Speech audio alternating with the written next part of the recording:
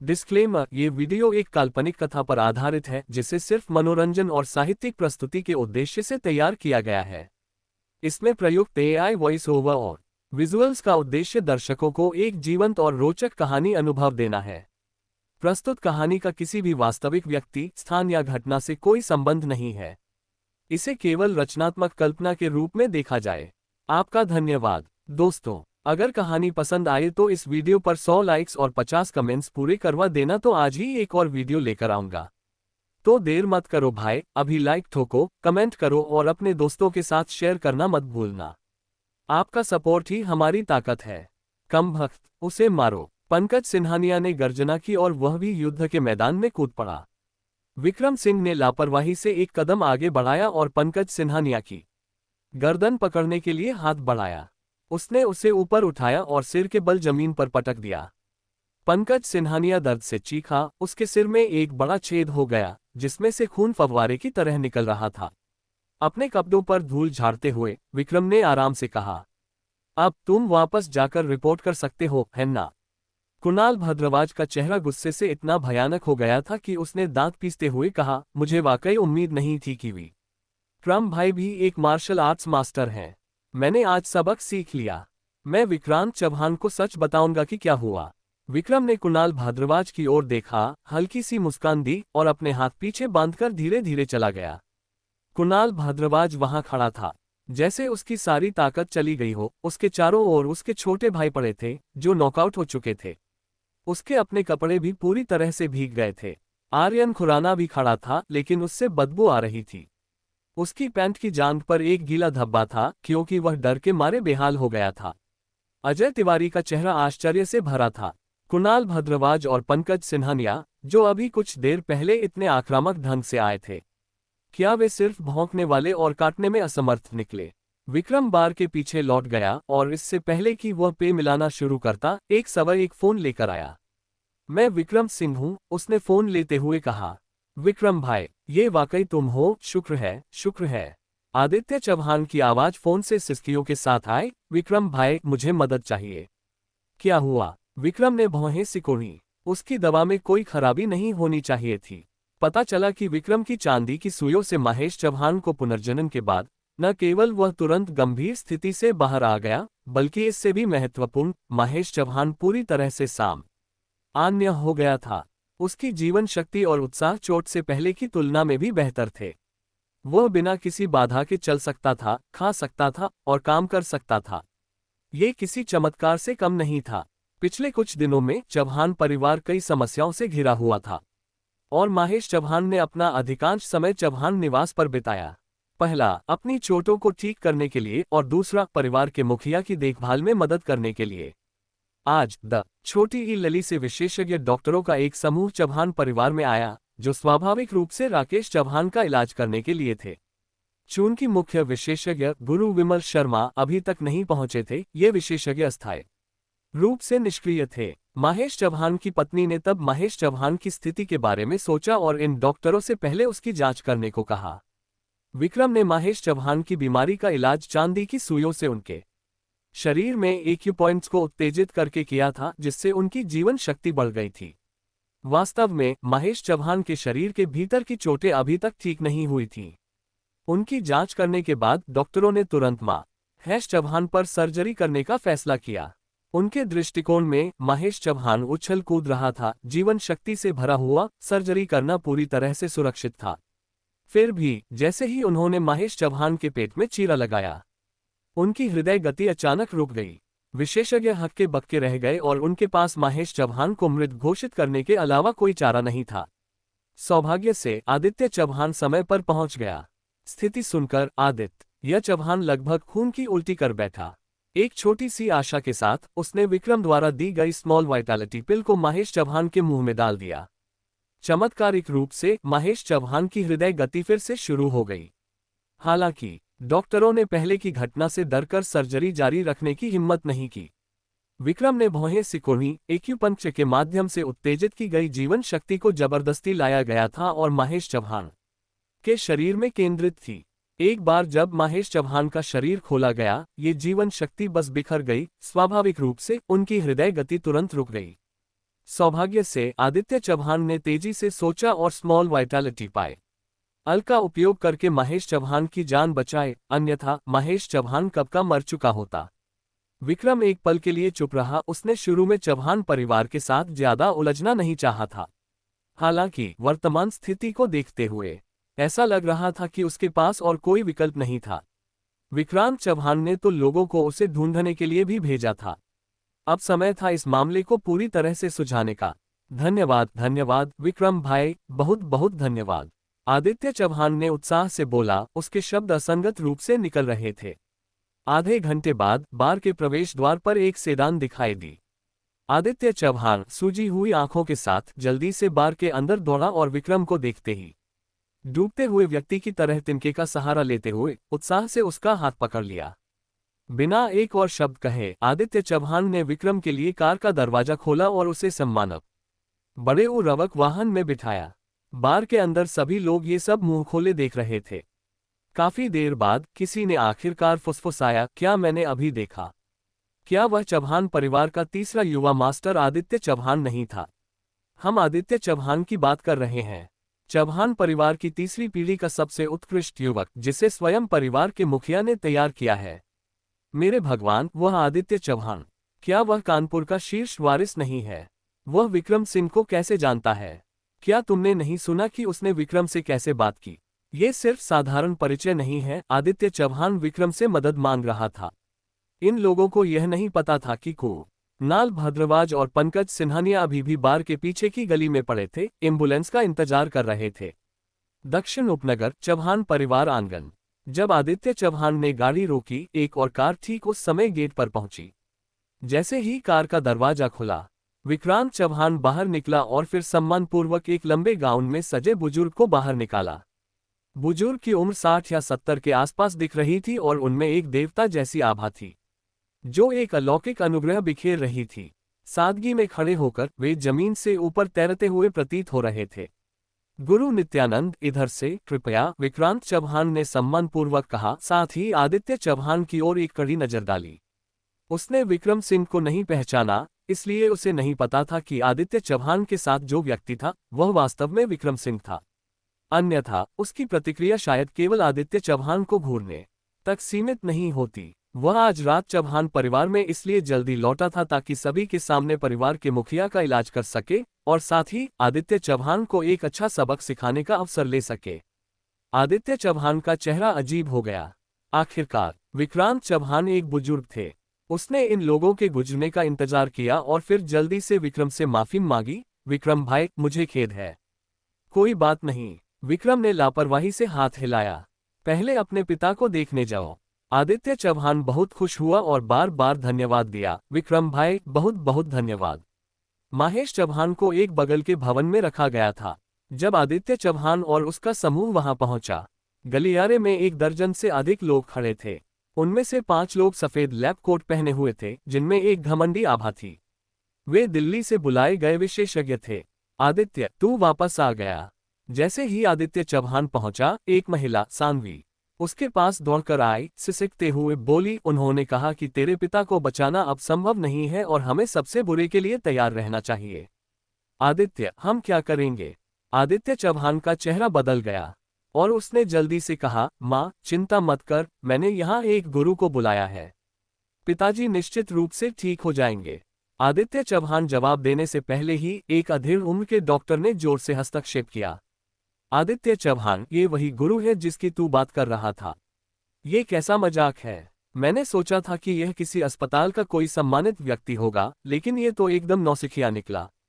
क्या तुझे पता है कि तेरे पिता की स्थिति अभी कैसी है? ऐसे नौसिखिए को लाकर तू क्या करने की कोशिश कर रहा है? बकवास, एक अन्य डॉक्टर ने तिरस्कार भरे अंदाज में हंसते हुए कहा, हमने स्थिति को गुरु विमल शर्मा को पहले ही बता दिया है और यहाँ तक कि गुरु विमल शर्मा ने भी कहा है कि कोई इलाज नहीं है। बता, क्या ये लड़का, जिसके चेहरे पर अभी दाढ़ी भी नहीं होगी, वाकई तेरे पिता को ठीक कर सकता है? क्या तू हमारी चिकित्सा कौशल पर शक कर रहा है या गुरु विमल शर्मा के निर्णय पर सवाल उठा रहा है? आदित्य चौहान का रंग फिर से बदल गया। वह दूसरों पर अविश्वास कर सकता था, लेकिन गुरु विमल शर्मा पर नहीं। गुरु विमल शर्मा राष्ट्रीय नेताओं के निजी चिकित्सक थे। एक शीर्ष व्यक्ति जो देश और विदेश दोनों में प्रसिद्ध थे, केवल इसलिए कि राकेश चव्हाण ने देश के लिए इतना योगदान दिया था। गुरु विमल शर्मा चव्हाण परिवार में आने को तैयार हुए थे। गुरु विमल शर्मा पर सवाल उठाने की हिम्मत किसकी थी? अगर मैं कहूं कि वह मरेगा नहीं तो वह नहीं मरेगा। विक्रम ने गर्व से कहा, अगर मैं उसे जीने दूं तो कौन उसे मरने की हिम्मत करेगा। दुर्भाग्य से इन डॉक्टरों को विक्रम की क्षमताओं का पता नहीं था। उसका दावा सुनकर वे तिरस्कार भरी हंसी में फट पड़े। चिकित्सा के क्षेत्र में कभी भी 100% निश्चितता नहीं रही है।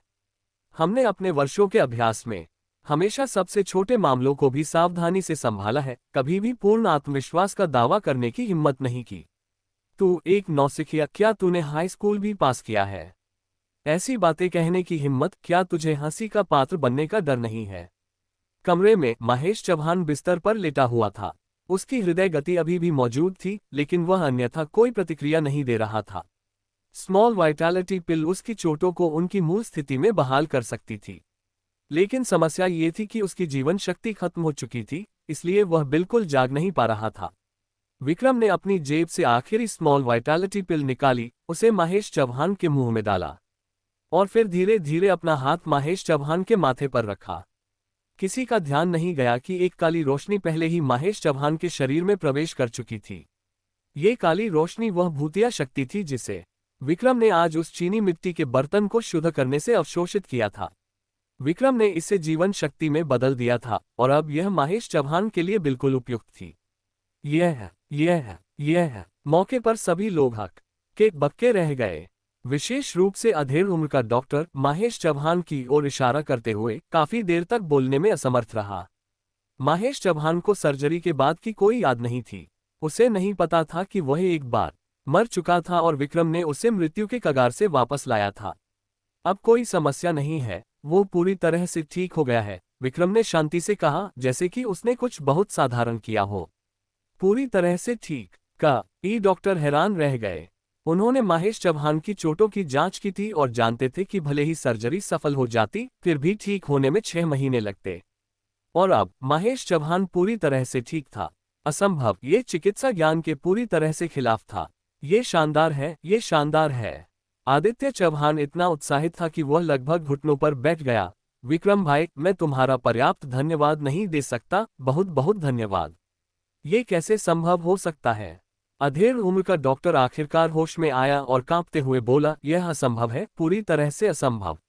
वह कैसे वापस जीवित हो सकता है? तुम क्या कह रहे हो? महेश चव्हाण ने असंतुष्ट होकर कहा, जैसे कि उसके जीवित होने में कुछ अनुचित हो। सब लोग हतप्रभ रह गए। ये कैसे संभव हो सकता है? जो व्यक्ति अभी अभी अस्पताल के बिस्तर पर मृत्यु के कगार पर था, वह अब पूरी तरह से ठीक था। ऐसी घटना पर कौन विश्वास कर सकता था? भीड़ अपनी नजरें विक्रम की ओर मोड़ने से खुद को रोक नहीं पाए। अब उनकी आंखों में कोई तिरस्कार नहीं था, केवल अनंत आश्चर्य। अगर यह पहले होता तो सभी लोग जल्दी से उनका स्वागत करने दौड़ते, लेकिन अब हर कोई बहुत ज्यादा हैरान था और कोई भी गुरु विमल शर्मा का स्वागत करने नहीं गया जब तक कि उन्हें उनके साथ कुछ अन्य लोगों के साथ अंदर आते नहीं देखा। गुरु विमल शर्मा की उम्र 60 या 70 के आसपास दिख रही थी। सफेद बाल, दयालु चेहरा और गुलाबी रंगत, एक सुलभ व्यक्तित्व। वे चिकित्सा जगत में एक विशाल व्यक्तित्व थे, एक सम्मानित बुजुर्ग जिनके हर शब्द से चिकित्सा क्षेत्र हिल सकता था, सभी डॉक्टरों द्वारा सम्मानित। विशेषज्ञ गुरु विमल शर्मा के आने की खबर सुनकर बहुत उत्साहित थे, जैसे प्राइमरी स्कूल के छात्र जो किसी डॉक्टरेट प्रोफेसर से मिलने वाले हों। लेकिन अब वे उत्साहित नहीं थे क्योंकि विक्रम ने उन्हें बहुत ज्यादा हैरान कर दिया था। गुरु विमल शर्मा ने तुरंत महसूस किया कि माहौल कुछ गड़बड़ था और जिज्ञासापूर्वक पूछा, क्या हो रहा है? जिस मरीज की तुम बात कर रहे थे वह कहाँ है? ओह, धेर उम्र का डॉक्टर होश में आया और जीवंत महेश चव्हाण की ओर देखा, बोलने में असमर्थ। तुम बोल क्यों नहीं रहे? मरीज कहाँ है? गुरु विमल शर्मा ने कहा, उस तरह की चोट के साथ एक दिन भी टिकना दुर्लभ है। मुझे उसे खुद देखना होगा। गुरु विमल शर्मा ने असंतुष्ट होकर कहा, तुम क्या बकवास कर रहे हो? तुम्हारे पिता की चोटों के साथ ये तो दूर की बात है कि उनका इलाज हो सकता है, उन्हें अब तक गहन चिकित्सा इकाई में होना चाहिए। वह यहाँ मेरे साथ बात कैसे कर सकता है? हाँ, महेश चव्हाण ने सिर हिलाया। गुरु विमल शर्मा ने हाँफते हुए कहा, उनके कई वर्षों के चिकित्सा अभ्यास में ऐसी घटना अनसुनी थी। आओ मैं तुम्हारी एक और जांच करूं। गुरु विमल शर्मा ने जल्दी से कहा। कई सहायकों की मदद से जांच तुरंत पूरी हो गई। गुरु विमल शर्मा का चेहरा अविश्वास से भरा था। उन्होंने सदमे में कहा, मुझे ज्ञान प्राप्त हुआ, वास्तव में ज्ञान प्राप्त हुआ। इस बार मैंने वाकई कुछ नया सीखा। गुरु विमल शर्मा, क्या ये सच है? अधेड़ उम्र का डॉक्टर कांपती आवाज में पास आकर पूछा। हालांकि उसने इसे अपनी आंखों से देखा था, फिर भी उसे स्वीकार करना मुश्किल लग रहा था। खुद देख लो, उनके शरीर के भीतर के घाव ठीक हो गए हैं और गलत तरीके से जुड़ी हड्डियां सुधर गई हैं। उनका शरीर पूरी तरह से ठीक हो गया है। गुरु विमल शर्मा ने रुककर फिर कहा, और सबसे महत्वपूर्ण, उन्हें पहले उच्च रक्तचाप, मधुमेह और हृदय रोग था, लेकिन अब ये सब चले गए हैं। न केवल उनकी चोटें ठीक हुई हैं, बल्कि जो बीमारियां उन्हें वर्षों से परेशान कर रही थीं, वे सब पूरी तरह से ठीक हो गई हैं। सभी डॉक्टरों की आंखें अविश्वास से फैल गईं। उच्च रक्तचाप, मधुमेह और हृदय रोग, ये ऐसी बीमारियां थीं जिन्हें नियंत्रित किया जा सकता था, बिना किसी पूर्ण इलाज के ज्ञात मामलों के। अब ऐसी घटना उनकी आंखों के सामने हो रही थी। ये कुछ ऐसा था जो पूरे चिकित्सा समुदाय को हिला सकता था। गुरु विमल शर्मा भी स्पष्ट रूप से उत्साहित थे और मुड़कर बोले, उसे ठीक करने वाला डॉक्टर कौन है? कृपया मुझे उस व्यक्ति से मिलवाएं। ये वास्तव में अविश्वसनीय है, पूरी तरह से अविश्वसनीय। सभी ने विक्रम सिंह की ओर देखा, जो दरवाजे पर शांत और निर्विकार भाव से खड़ा था। गुरु विमल शर्मा ने भी अपनी नजरें विक्रम की ओर घुमाई और हैरानी से भर गए। विक्रम सिंह, विक्रम ने बस 2 शब्दों में जवाब दिया। ये कैसी बात करने की शैली है? गुरु विमल शर्मा तुमसे बात कर रहे हैं, क्या तुम्हें शिष्टाचार नहीं आता? गुरु विमल शर्मा के साथ आए एक अंगरक्षक कबीर ने असंतुष्ट होकर कहा। गुरु विमल शर्मा ने जल्दी से कबीर को रोका, माफी मांगते हुए मुस्कुराए, गुरु विक्रम, मुझे खेद है, बहुत खेद है। विक्रम ने कोई जवाब नहीं दिया। वास्तव में वह गुरु विमल शर्मा के प्रति पहले ही काफी उदारता दिखा चुका था। अगर कोई और होता तो विक्रम शायद उससे बात भी नहीं करता। गुरु विमल शर्मा का उत्साह तुरंत बढ़ गया और उन्होंने कहा, फिर मैं जानना चाहूंगा कि गुरु विक्रम ने कौन सी चिकित्सा पद्धति का उपयोग किया। मैंने पहले उनकी चोटों की जांच की थी, वे बहुत गंभीर दिख रही थीं। इलाज के बाद जीवित रहने की संभावना बहुत कम थी। यहाँ तक कि दुनिया की सबसे उन्नत तकनीक और सर्वश्रेष्ठ सर्जनों के साथ भी मुझे संदेह है कि जीवित रहने की संभावना लगभग न के बराबर होती। लेकिन गुरु विक्रम, आपने न केवल उनकी चोटों को ठीक किया, बल्कि उनकी पुरानी बीमारियों को भी ठीक कर दिया। ये वास्तव में अविश्वसनीय है। चिकित्सा इतिहास में एक अभूतपूर्व चमत्कार। आयुर्वेदिक चिकित्सा। गुरु विमल शर्मा और भी हैरान हो गए, चिल्लाकर बोले, मैंने लंबे समय से सुना था कि आयुर्वेदिक चिकित्सा के प्रभाव उल्लेखनीय रूप से अच्छे हैं, और आज इसे देखकर वास्तव में इसकी प्रतिष्ठा सही साबित हुई। गुरु विक्रम, आपने वाकई मेरी आंखें खोल दी। क्या आपके पास कुछ समय है? मेरे पास कुछ छोटी मोटी समस्याएं हैं जिनके बारे में मैं आपसे सलाह लेना चाहूंगा। उस समय और कुछ लोग अंदर आए, जिनका नेतृत्व संजय चौहान कर रहा था। गुरु विमल शर्मा को देखकर वह तुरंत खुशी से भर गया और उत्साहपूर्वक बोला, गुरु विमल शर्मा, आप आखिरकार आ गए और समय पर आए। मुझे वाकई खेद है, लेकिन मेरे पिता की बीमारी फिर से उभर आई है। क्या हम पहले उनकी जांच करें? संजय चौहान ने सभी को मुख्य भवन में ले गया, जो तनावपूर्ण गतिविधियों से भरा हुआ था। दूर से वे एक कमरे से आने वाली करुण चीखें सुन सकते थे, जो निस्संदेह राकेश चौहान की आवाज थी। गुरु नित्यानंद। संजय चौहान हक्का बक्का रह गया और उसका चेहरा बदल गया। ये गुरु नित्यानंद कानपुर में एक ऐसे व्यक्ति के रूप में जाने जाते थे जो असंभव की भविष्यवाणी कर सकते थे और प्रकृति के तत्वों पर नियंत्रण रख सकते थे। वे मानवों में देवता की तरह माने जाते थे। संजय चौहान ने उनकी कई पौराणिक कहानियां सुनी थीं। तुम्हें नहीं पता, कानपुर के गुरु नित्यानंद एक जीवित देवता के समान व्यक्ति, जिनसे मिलने के लिए कानपुर में कई हस्तियां और कुलीन परिवारों को कतार में लगना पड़ता है और फिर भी शायद मौका न मिले। मुझे कभी नहीं लगा था कि वे आज यहाँ आएंगे। ये वाकई हमारे चौहान परिवार के लिए सम्मान की बात है। विक्रांत चौहान शर्मिंदगी भरे चेहरे के साथ जल्दी से जवाब दिया, गुरु नित्यानंद, छोटे गुरु, कृपया गलत न समझे। गुरु विमल शर्मा मेरे पिता की स्थिति देखने के लिए दिल्ली से यहाँ आए हैं। गुरु नित्यानंद की क्षमताओं को कौन नहीं जानता, कौन उनकी शंका करने की हिम्मत करेगा। थोड़ी देर बाद वे बाहर आए। उनके चेहरे पहले से भी ज्यादा अजीब थे। वे बिल्कुल नहीं समझ पाए कि राकेश चौहान को आखिर क्या हुआ था। गुरु विमल शर्मा, ये कैसा रहा? संजय चौहान ने चिंतित होकर पूछा। यह है। गुरु विमल शर्मा ने शर्मिंदगी भरे चेहरे के साथ कहा। मुझे अपनी सीमित क्षमताओं के लिए माफी मांगनी होगी, लेकिन मैं वास्तव में नहीं बता सकता कि राकेश चौहान को कौन सी बीमारी है। संजय चौहान हतप्रभ रह गया।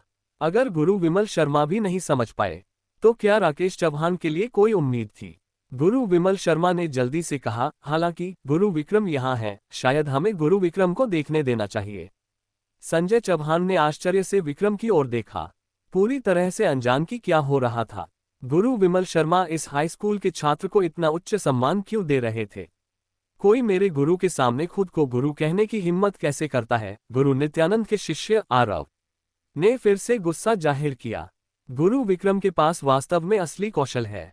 गुरु विमल शर्मा ने तुरंत जवाब दिया, विक्रम के प्रति अत्यधिक सम्मान रखते हुए और उनके प्रति किसी भी अपमान को बर्दाश्त करने में असमर्थ। गुरु विमल शर्मा हक्का बक्का रह गए, जबकि आरव की आंखें फैल गईं और उसने कहा, तुमने क्या कहा?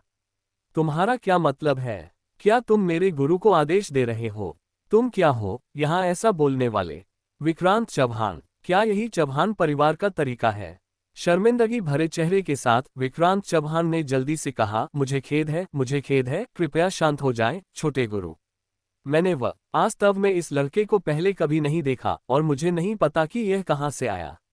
आदित्य, ये तेरा दोस्त है ना? तू कैसी संगत बना रहा है? दिन में वह विक्रम सिंह और अब एक और उपद्रवी सामने आ गया। क्या चवा अना परिवार का दरवाजा किसी के लिए भी खुला है? आदित्य चौहान शर्मिंदगी में डूब गया, जबकि विक्रम ने विक्रांत चौहान की ओर देखा और कहा, मैं ही वह विक्रम सिंह हूं जिसकी तुम बात कर रहे हो। विक्रांत चौहान हक्का बक्का रह गया और फिर और भी नाराज हो गया। विक्रम की ओर इशारा करते हुए बोला, तो तू वह विक्रम सिंह है? स्कूल में सहपाठियों को धमकाना, शिक्षकों का अपमान करना और व्यवस्था भंग करना, स्कूल नियमों का उल्लंघन करना। और अब तू हमारे घर में आ गया। तू क्या करने की कोशिश कर रहा है? मैं देखना चाहता हूं कि यह महान गुरु नित्यानंद कैसे प्रदर्शन करते हैं। विक्रम ने रुककर फिर धीरे से कहा, और मैं तुम ये समझाना चाहता हूं कि इस दुनिया में कुछ ऐसे लोग हैं जिन्हें तुम उकसा नहीं सकते। विक्रांत चौहान अचानक बोलने में असमर्थ हो गया, क्योंकि गुरु नित्यानंद ने भी अपनी आंखें चौड़ी की, विक्रम को घूरते हुए। युवक, बड़ी बड़ी बातें करना ठीक है, लेकिन सावधान रहना, कहीं तेज हवा तुम्हारी जीभ न तोड़ दे। गुरु नित्यानंद ने ठंडे स्वर में कहा। उनकी आवाज जोरदार नहीं थी, लेकिन कमरे के अंदर लगातार गूंजती रही, जिससे एक रहस्यमयी प्रभाव पैदा हुआ।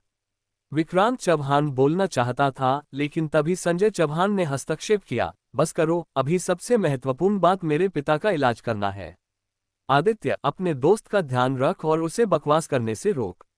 चौहान परिवार में उच्च पद और महत्वपूर्ण प्रभाव रखने वाले व्यक्ति के रूप में संजय चौहान के शब्दों का बहुत वजन था। आदित्य चौहान मन ही मन अनिच्छुक था, लेकिन विरोध करने की हिम्मत नहीं कर सका। विक्रांत चौहान ने हाथ का इशारा किया और कई लोग विक्रम के पीछे खड़े हो गए। उनकी मुद्रा से स्पष्ट था कि अगर विक्रम भागने की कोशिश करेगा तो वे बल प्रयोग करेंगे। विक्रम के होंठ ठंडी मुस्कान में मुड़े और वह चुप रहा, अपने हाथ पीछे बांधकर खड़ा रहा। गुरु नित्यानंद कमरे में प्रवेश करते ही तुरंत अपनी भौहें सिकोड़ ली और ठंडी आवाज में बोले, बुराई, ये वास्तव में बुराई है। संजय चौहान ने जल्दी से कहा, गुरु नित्यानंद, मैं आपसे विनती करता हूं कि अपनी कृपा का हाथ बढ़ाएं और मेरे पिता को बचाएं। गुरु नित्यानंद ने आराम से जवाब दिया, ठीक है, चूंकि मैं यहाँ हूं, इसे भाग्य मान लीजिए, मैं उन्हें बचाने की कोशिश करूंगा। धन्यवाद, धन्यवाद, गुरु नित्यानंद। विक्रांत चौहान इतने आभारी थे कि वे लगभग जमीन पर घुटने टेकने को तैयार थे। गुरु नित्यानंद बिस्तर के पास गए, कुछ हस्त मुद्राएं बनाईं और मंत्रोच्चार शुरू किया। जैसे ही उनकी आवाज गूंजी, राकेश चौहान के शरीर पर एक काली ऊर्जा की पतली धारा दिखाई दी, जो धीरे धीरे हवा में एक कंकाल के सिर के आकार में गाढ़ी हो गई। आसपास के सभी लोग हक्के बक्के रह गए। उन्होंने पहले कभी ऐसा दृश्य नहीं देखा था, और इसके साथ गुरु नित्यानंद के प्रति उनकी प्रशंसा और बढ़ गई। ये थी असली कला। काली ऊर्जा हवा में चक्कर लगाने लगी और एक गर्जना निकाली, जैसे बहुत गुस्से में हो। काली ऊर्जा तुरंत सिकुड़ गई, जैसे गुरु नित्यानंद से डर गई हो, और वास्तव में धीरे धीरे कम होने लगी। गुरु नित्यानंद ने एक चीनी मिट्टी की बोतल निकाली और उसे काली ऊर्जा की ओर लक्षित किया, जो सीधे बोतल में प्रवेश कर गई। गुरु नित्यानंद ने बोतल के मुंह पर एक तावीज चिपकाया, राहत की सांस ली और मुड़कर बोले, ठीक है, जो आत्मा उन पर सवार थी उसे मैंने वश में कर लिया है। कुछ दिनों के शांत आराम के साथ सब ठीक हो जाएगा।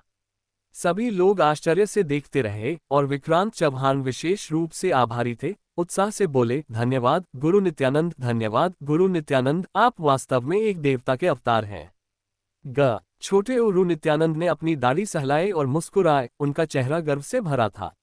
उनका शिष्य आरव और भी घमंडी था, उसकी नाक लगभग आकाश की ओर इशारा कर रही थी।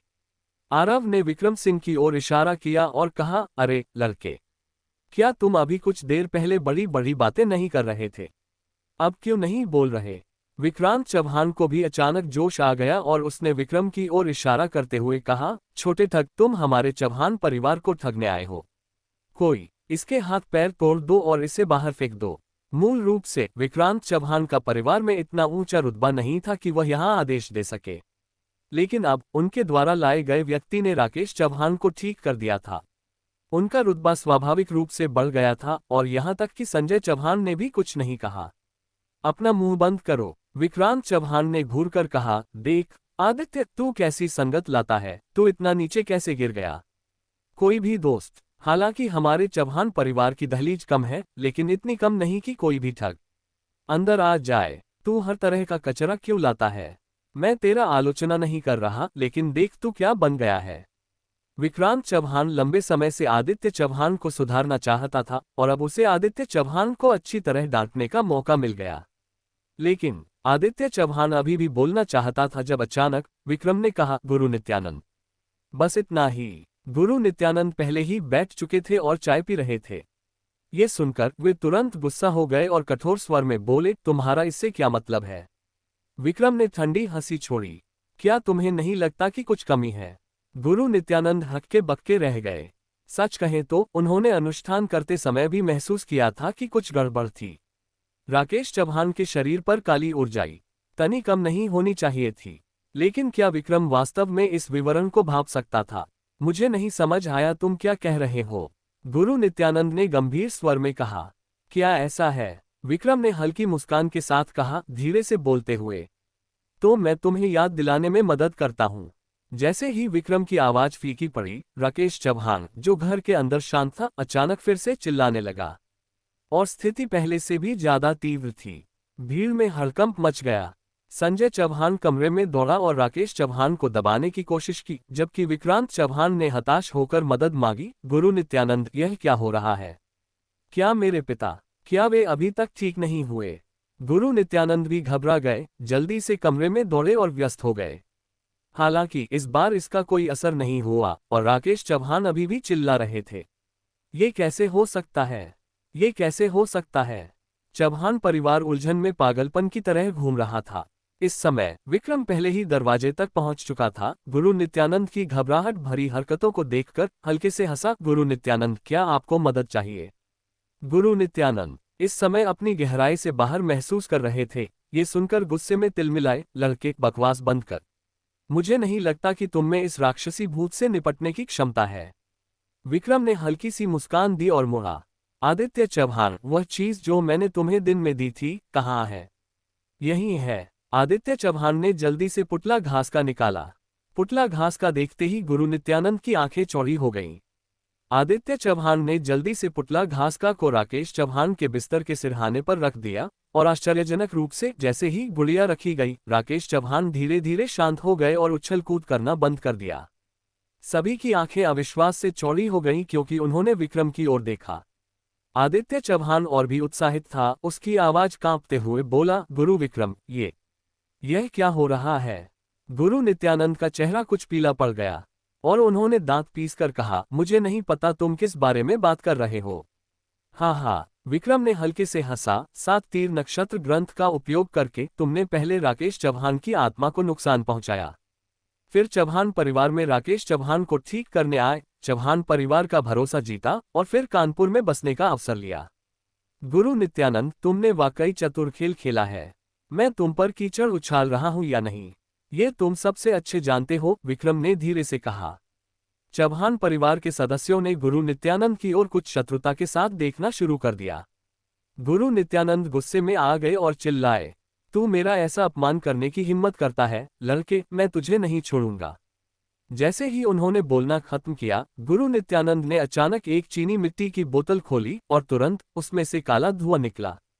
काला धुआं फैल गया, दर्जनों भूतों में बदल गया, ठंडी चीखें निकालते हुए, जबकि कमरे की रोशनी टिमटिमाने लगी, जिससे जगह पूरी तरह से अस्त व्यस्त हो गई। आसपास के लोग डर से चीख उठे, उन्होंने पहले कभी ऐसा दृश्य नहीं देखा था। ये वास्तव में भूतों से सामना था और कमजोर दिल वाले तो अपनी पैंट तक गीली कर बैठे। तुरंत सामना करते हुए विक्रम अपने हाथ पीछे बांध कर खड़ा रहा, उसका चेहरा शांत था, जैसे कि उसके सामने कुछ भी नहीं था।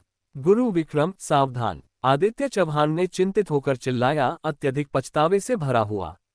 अगर उसे पता होता कि ऐसा होगा तो वह आज विक्रम को मुख्य भवन में नहीं लाता। ताजा खून से उत्तेजित होकर भूत पागल हो गए, चीखते हुए विक्रम की ओर झपटे।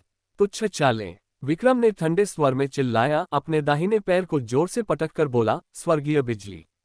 एक गड़गड़ाहट के साथ कहीं से एक बिजली की चमक प्रकट हुई, जिसने उदास कमरे को तुरंत दिन की तरह उज्ज्वल कर दिया। बिजली ने चारों ओर झाड़ू लगाए और इसके बल के तहत भूत, जैसे कि कोई महत्व न रखते हों, तुरंत धूल में बदल गए, पीछे कोई निशान नहीं छोड़ते। बिजली के बीच में विक्रम अपने हाथ पीछे बांधकर खड़ा था, उसका शरीर सुनहरी रोशनी बिखेर रहा था, जैसे कि एक स्वर्गीय प्राणी धरती पर उतर आया हो।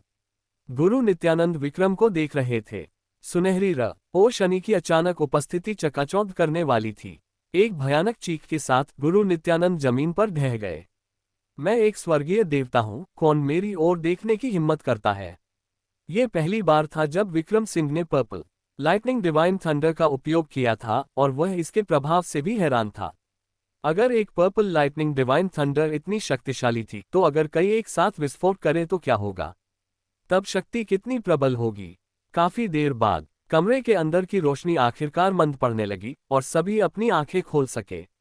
जब उन्होंने फिर से विक्रम की ओर देखा तो उनकी आंखों में केवल श्रद्धा बाकी थी।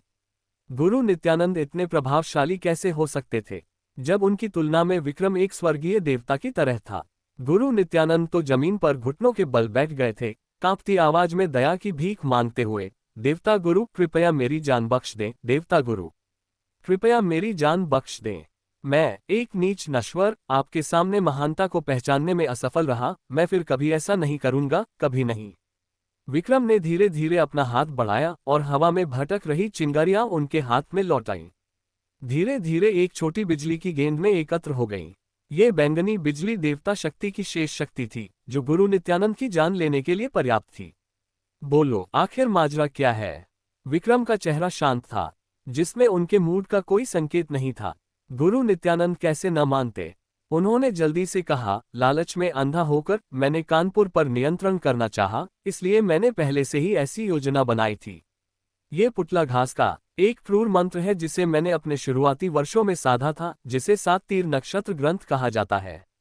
इस पर किसी व्यक्ति का नाम और जन्म तिथि लिखकर उसकी आत्मा को अवशोषित किया जा सकता है, जिसके कारण राकेश चौहान की ऐसी हालत हुई। फिर मैंने अपने तरीकों का उपयोग करके विक्रांत चौहान को मेरे पास मदद मांगने के लिए मजबूर किया। राकेश चौहान की बीमारी को कम करने के बाद मैंने स्वाभाविक रूप से चौहान परिवार में काफी ध्यान प्राप्त किया। इसके साथ मैं कानपुर में अपनी उपस्थिति स्थापित करने और यहां बड़ा प्रभाव डालने में सक्षम हुआ। चौहान परिवार के सदस्यों को अचानक समझा या कि क्या हुआ था। विक्रांत चौहान सबसे पहले आगे बढ़ा, गुस्से में चिल्लाते हुए, तू नीच, तूने मेरे पिता के साथ ऐसा व्यवहार करने की हिम्मत कैसे की? गुरु नित्यानंद विक्रम की ओर देखते हुए कांपती आवाज में बोले, मैं गलत था, मैं फिर कभी ऐसा नहीं करूंगा, कभी नहीं। अब इस सारी बकवास का क्या फायदा? अगर मैं तुझे कानपुर से जिंदा जाने दूं तो मैं विक्रांत चौहान नहीं। विक्रांत चौहान जोर से चिल्लाया। वह छोटी ई क्रम ने विक्रांत चौहान की ओर देखा और ठंडे स्वर में कहा, सावधान विक्रांत चौहान, उसका जादू टोना मेरे द्वारा विफल कर दिया गया है, लेकिन उसकी शक्ति अभी भी बरकरार है। अगर वह तुझे मारना चाहे तो एक उंगली ही काफी होगी। विक्रांत चौहान डर के मारे कांप उठा और तुरंत गायब बन गया। कई कदम पीछे हटते हुए उसने विक्रम की ओर चापलूसी भरी मुस्कान दी, गुरु विक्रम, आप यहाँ हैं। इस नित्यानंद नाम के व्यक्ति की शक्ति चाहे कितनी भी हो, आपके सामने। गुरु विक्रम, उसे आज्ञाकारी होना ही होगा। विक्रांत चौहान का चेहरा नाटकीय रूप से बदल गया। उसने आज रात चौहान परिवार के घर आने पर अपना फोन बंद कर दिया था, इसलिए ये नहीं पता था कि ईशान के साथ क्या हुआ था। उसने सोचा था कि ईशान ने अभी तक विक्रम को नहीं ढूंढा था, लेकिन ऐसा लगता था कि मामला वैसा नहीं था। कुछ पल की चुप्पी के बाद विक्रांत चौहान ने तुरंत गहरा झुककर कहा, कांपती आवाज में, मुझे बहुत खेद है गुरु विक्रम कि मैं आपको पहचानने में अंधा था। मैं आपसे दया की भीख मांगता हूं। मैं तुझे नहीं मारूंगा, विक्रम ने शांति से कहा, लेकिन आज से विक्रांत चौहान का नाम कानपुर में फिर कभी नहीं दिखना चाहिए। क्या? विक्रांत चौहान हक्का बक्का रह गया और कुछ पल की चुप्पी के बाद वह गुस्से में आ गया। तुम्हारा क्या मतलब है विक्रम? मैंने पहले ही माफी मांग ली है, तुम और क्या चाहते हो? ये कानपुर है, मेरे चौहान परिवार का क्षेत्र। तू मेरा क्या कर सकता है? मैंने तुझे सम्मान दिया, तुझे गुरु विक्रम कहकर। सम्मान के बिना तू मेरे लिए क्या है? चाहे तू कितना भी शक्तिशाली हो, तू क्या कर सकता है? एक फोन कॉल से मैं तुझे जेल में डलवा सकता हूं, तुझे गोली खिला सकता हूं। क्या तुझे समझ में आता है? विक्रम ने तिरस्कार भरी हंसी छोड़ी और जाने के लिए उठा। चूंकि तुम सब इतने काबिल हो तो राकेश चौहान को तुम खुद बचा लो। कमरे में मौजूद लोग तुरंत चिंतित हो गए। राकेश चौहान चौहान परिवार का स्तंभ था। अगर राकेश चौहान को कुछ हो गया तो यह चौहान परिवार के लिए विनाशकारी होगा। गुरु विक्रम, आखिरकार अपनी चुप्पी तोड़ते हुए संजय चौहान बोला, मैं आपसे वादा करता हूं, आज से कानपुर में विक्रांत चौहान का नाम नहीं लिया जाएगा। भैया, विक्रांत चौहान घबरा गया क्योंकि संजय चौहान का चौहान परिवार में बहुत ऊंचा रुतबा था। उनके शब्दों का मतलब था कि विक्रांत चौहान का अंत हो गया। चुप कर, संजय चौहान ने गुस्से में उसकी ओर घूरा। तूने हमारे परिवार पर विपत्ति लाए और लगभग हमारे पिता को मार डाला, और मैंने अभी तक तुझसे इसका हिसाब भी नहीं किया। अब तूने गुरु विक्रम का भी अपमान किया। गुरु विक्रम ने तेरी जान नहीं ली और यह पहले ही दया दिखाना है। तू और क्या चाहता है? नहीं कर सकते। विक्रम ने तिरस्कार भरी हंसी छोड़ी। अगर तुम नहीं कर सकते तो स्वाभाविक रूप से कोई और कर सकता है। गुरु नित्यानंद, इसकी दोनों टांगें तोड़ दो और मैं तुम्हारी जान बख्श दूंगा। आपके आदेश पर। गुरु नित्यानंद लगभग उछलकर खड़े हो गए, अपने दाहिने हाथ से इशारा किया और एक काली किरण सीधे विक्रांत चौहान की टांगों की ओर बढ़ी। सभी ने एक स्पष्ट टूटने की आवाज सुनी जब विक्रांत चौहान की दोनों टांगें टूट गईं और वह दर्द से चीखते हुए जमीन पर गिर पड़ा। तुम क्या कर रहे हो? संजय चौहान गुस्से में दहाड़ा, अपने हाथ का इशारा किया और तुरंत बाहर से लोगों का एक समूह दौड़कर अंदर आया, सीधे गुरु नित्यानंद की ओर बढ़ा। विक्रम ने शांति से कहा, जो भी क्षमता तुम में है उसे आजमाओ, देखते हैं कि तुम्हें रखने लायक हो या नहीं। ये सुनकर गुरु नित्यानंद उत्साह से भर गए। उनकी जान बच गई थी और अगर वे अब से विक्रम का अनुसरण कर सकते हैं तो उनकी शक्ति निश्चित रूप से और बेहतर होगी। ये वास्तव में शानदार खबर थी। मेरे स्वभूत आत्मा निगलने की शक्ति देखो। गुरु नित्यानंद ने दहाड़ा और एक मिट्टी का घड़ा खोला। कमर, एक ही रोशनी तुरंत बुझ गई क्योंकि घड़े से काला कोहरा निकला जिसमें असंख्य कंकाल सिर थे जो भयानक भूतिया चीखों के साथ अंदर घुसे लोगों पर तेजी से झपटे। ये लोग चौहान परिवार के अंगरक्षक थे, सभी में जबरदस्त ताकत थी। कुछ तो बंदूकों से लैस थे। हालांकि इन कंकाल सिरों के सामने उनकी कोई प्रतिरोधक क्षमता नहीं थी। सभी जमीन पर गिर पड़े, यहां तक कि अपनी बंदूकें निकालने का समय भी नहीं मिला। बस करो, विक्रम ने ठंडे स्वर में पुकारा और गुरु नित्यानंद ने तुरंत मिट्टी के घड़े पर थप्पड़ मारा। सारा काला कोहरा और कंकाल सिर वापस अंदर खींच लिए। जमीन पर पड़े लोग पूरे शरीर में कांप रहे थे, लगातार कराह रहे थे, बिना किसी दिखाई देने वाली चोट के। फिर भी उठ नहीं पा रहे थे। संजय चौहान का चेहरा राख की तरह हो गया। अभी अभी घटी घटनाओं ने उसे स्पष्ट कर दिया था कि ये जादूगर ऐसे नहीं थे जिनका वे मुकाबला कर सकते थे। अकेले गुरु नित्यानंद ही उन्हें आसानी से मार सकता था। फिर विक्रम की तो बात ही छोड़ दें, जिसके सामने गुरु नित्यानंद सिर झुकाते थे। गुरु विक्रम, अभी जो हुआ उसमें हम गलत थे, संजय चौहान ने धीमी आवाज में कहा। मैं आपसे माफी मांगता हूं, कृपया हमारे अपराध को क्षमा करें। हम, विक्रम ने ठंडे स्वर में हंसकर कहा, अगर तुमने अभी विक्रांत चौहान की टांगें तोड़ी होती तो मैं निश्चित रूप से राकेश चौहान को बचा लेता। लेकिन अब विक्रांत चौहान की टांगें तुमने नहीं तोड़ी। तुम्हें राकेश चौहान को बचाने के लिए मुझसे पूछने का क्या अधिकार है? संजय चौहान हक्का बक्का रह गया। वह प्रांत में एक प्रभावशाली व्यक्ति था। उसने व्यक्तिगत रूप से विक्रम से विनती की थी और फिर भी ये पर्याप्त नहीं था। क्या विक्रम कुछ ज्यादा ही घमंडी नहीं हो रहा था? गुरु विक्रम, ये घटना वास्तव में हमारे चौहान परिवार की गलती थी। हाँ, आपसे माफी मांगता हूँ और कृपया हमारे अपराध को माफ करें। आदित्य चौहान आगे आया और सम्मानपूर्वक बोला, मैं आपसे मेरे दादाजी को बचाने की विनती करता हूँ। हमारा पूरा चौहान परिवार हमेशा आपका आभारी रहेगा। विक्रम ने आदित्य चौहान की ओर देखा और फिर धीरे धीरे सिर हिलाया। आदित्य चौहान, मैं तुम्हारा यह मुंह रखूंगा, लेकिन याद रखो, चौहान परिवार के सदस्यों को अब से मुझे देखते ही पूरा सम्मान दिखाना होगा। अन्यथा जिस तरह राकेश चौहान आज जीवित हुए, उसी तरह वह किसी और दिन आसानी से गिर भी सकते हैं। इतना कहकर विक्रम भीतरी कमरे में चला गया और लापरवाही से राकेश चौहान के सिर पर थप्पड़ मारा, जो तुरंत अपनी आंखें खोल बैठा। जैसे कि किसी गहरे सपने से जागा हो, उसका चेहरा भ्रम से भरा हुआ था। सभी लोग हतप्रभ रह गए। क्या विक्रम वास्तव में इतना शक्तिशाली था? राकेश चौहान इतने दिनों से बेहोश थे, फिर भी एक साधारण थप्पड़ से ठीक हो गए। विक्रम ने दूसरों पर कोई ध्यान नहीं दिया। वह गुरु नित्यानंद के पास गया और ठंडे स्वर में बोला, चलो। उत्साह से भरे गुरु नित्यानंद गहरा झुके, उनकी आवाज कांप रही थी, देवता गुरु कृपया मार्ग दिखाएं। चौहान परिवार के सदस्य भी जम गए, घटनाओं से हिल गए। राकेश चौहान जाग गए थे, लेकिन जो हुआ वह चौहान परिवार के लिए एक बड़ा झटका था। अब वे विक्रम के साथ कैसा व्यवहार करें? क्या उन्हें विक्रम के आदेशों के अनुसार विनम्रता और सम्मान के साथ व्यवहार करना चाहिए, या उनके आदेशों को अनदेखा करना चाहिए? सभी की नजरें संजय चौहान की ओर मुड़ी, जो गहरी सिकुड़न में डूबा हुआ था। उसने आह भरी और हाथ हिलाया, आज से अगर तुम उसे देखो तो उससे बचो, अगर बच नहीं सकते तो थोड़ा सम्मान दिखाओ। ऐसा व्यक्ति हमारे चौहान परिवार का दुश्मन नहीं हो सकता। ये सुनकर चौहान परिवार के सदस्यों ने राहत की सांस ली। सच कहें तो उन्हें वास्तव में डर था कि संजय चौहान उन्हें विक्रम के खिलाफ जाने की चुनौती देगा। हालांकि वे चौहान परिवार के थे, उनके पास निश्चित रूप से इसके लिए हिम्मत नहीं थी। आदित्य, आज से तुम अपने दूसरे चाचा की हर चीज का जिम्मा लो। संजय चौहान ने आदित्य चौहान के कंधे पर थपथपाया और कहा, साथ ही तुम अब से चौहान परिवार के लिए विक्रम से संबंधित सभी मामलों को संभालोगे। संजय चौहान मूर्ख न ही था। वह देख सकता था कि यहां तक कि उसका भी विक्रम पर कोई प्रभाव नहीं था। लेकिन आदित्य चौहान के लिए यह अलग था। विक्रम ने आदित्य चौहान की विनती पर राकेश चौहान को बचाया था। यानी अब चौहान परिवार की ओर से विक्रम से बात करने वाला एकमात्र व्यक्ति आदित्य चौहान था। इसलिए विक्रांत चौहान की हर चीज को आदित्य चौहान को सौंपकर संजय चौहान अप्रत्यक्ष रूप से विक्रम के प्रति सद्भावना का इशारा भी कर रहा था। हालांकि उसने यह नहीं कहा। संजय चौहान अच्छी तरह जानता था कि विक्रम ऐसा व्यक्ति नहीं था जिसे चौहान परिवार उकसा सकता था। विक्रम सिंह ने गुरु नित्यानंद को इसलिए नहीं मारा क्योंकि गुरु नित्यानंद का जादू बुरा नहीं था और उसे अपने पास रखने से कुछ उपयोग हो सकता था। इसके अलावा विक्रम ने अकेले ही साधना की थी और उसे साधना संसार के मामलों की समझ नहीं थी, इसलिए वह गुरु नित्यानंद के माध्यम से साधना संसार के बारे में और जानना चाहता था।